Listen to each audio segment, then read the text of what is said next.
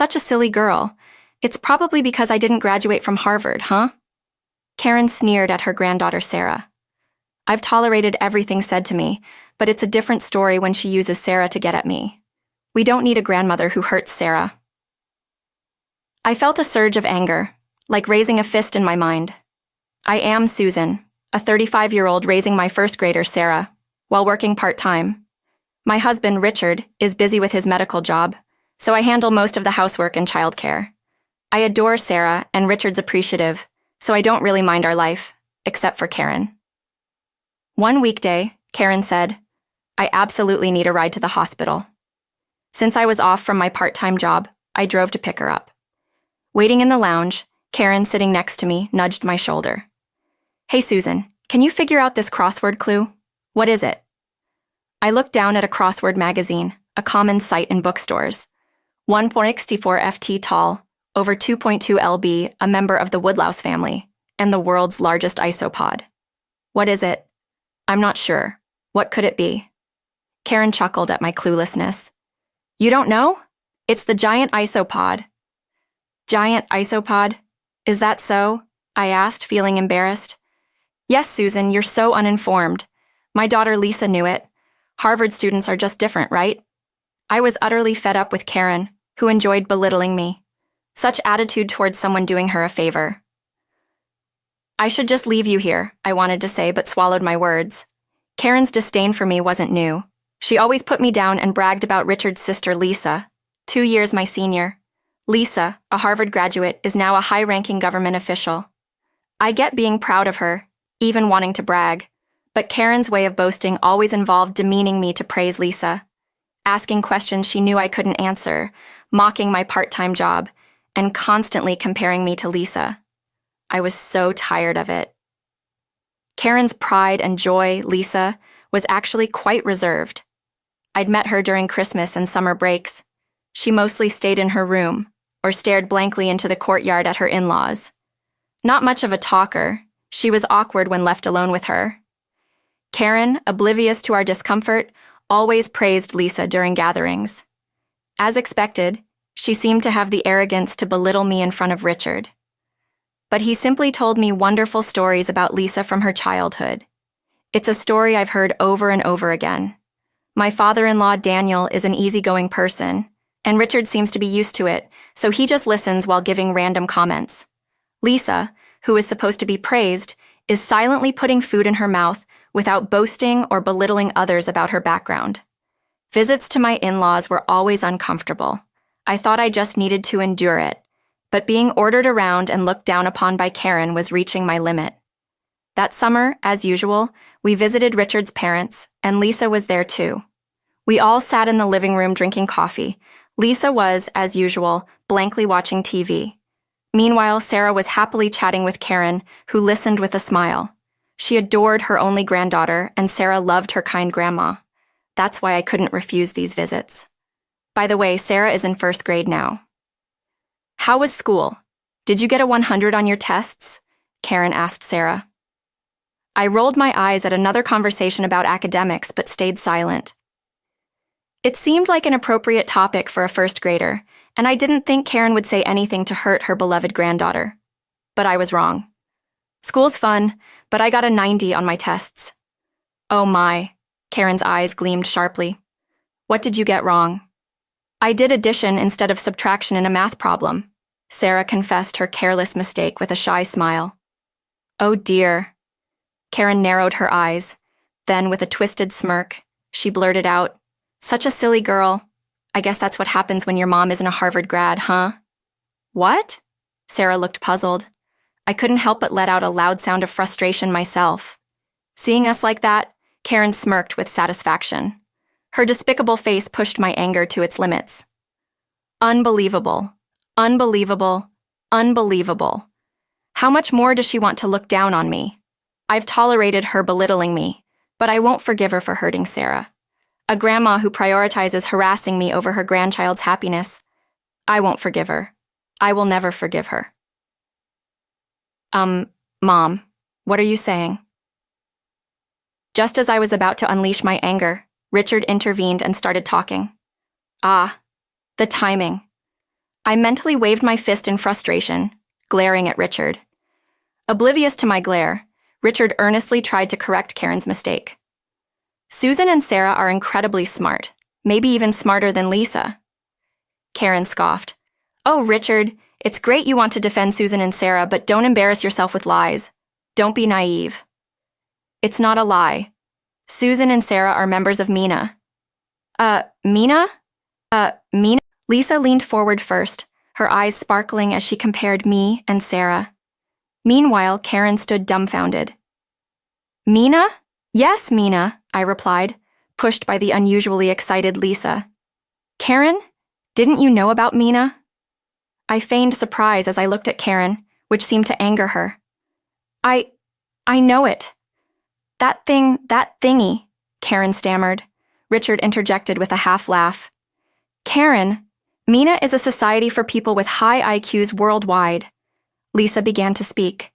Mina is a society only for people with high IQs worldwide. Susan and Sarah got in.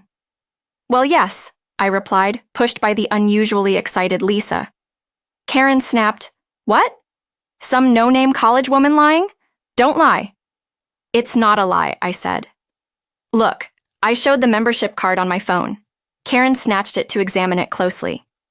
This is just some edited image you picked up somewhere. Show me the real thing. I don't carry it around like a driver's license. I'm not a show-off like you, I said. Karen glared at me furiously.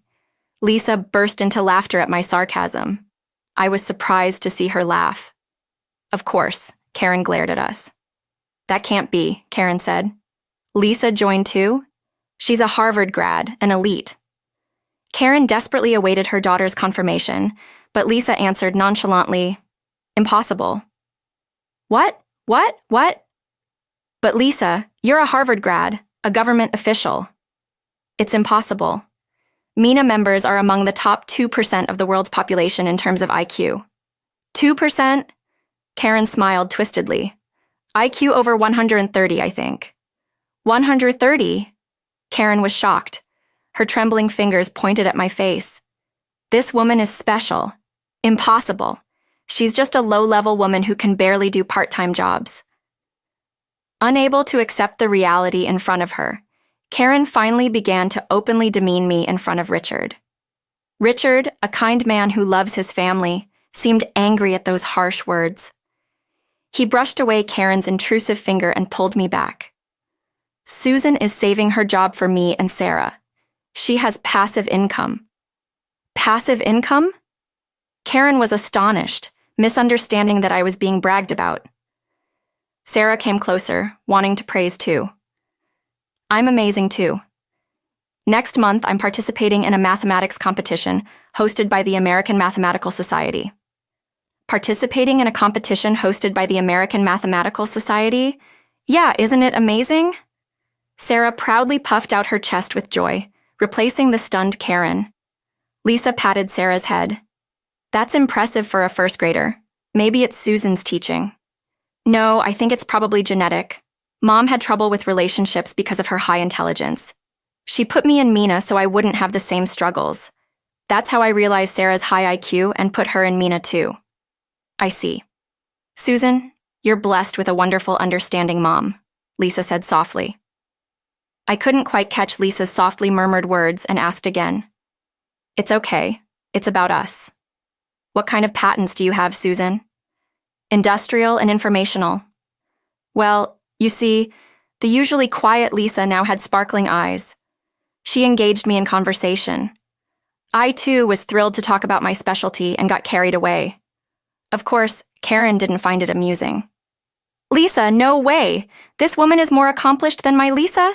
It's absolutely absurd. Hey, Mom! Richard frowned, but Karen, in her excited state, didn't notice. Learning that I, whom she had looked down upon, had both a high IQ and patents, she seemed to lose her composure. Having a high IQ doesn't necessarily mean being accomplished. I had trouble making friends as a child, huh? Acting superior because you think you're special is the worst kind of woman. It wasn't modesty, just the truth. I put Sarah in Mina so she could be herself without struggles. There are indeed people who use their high IQs for prestigious jobs, but many struggle with it. Lisa praised me, but having a high IQ doesn't guarantee admission to Harvard. It's not about who's more impressive. That's why I never retorted to Karen's belittlement. But my statement apparently rubbed Karen, who only measures worth by education, the wrong way. Her face turned red with anger, glaring at me.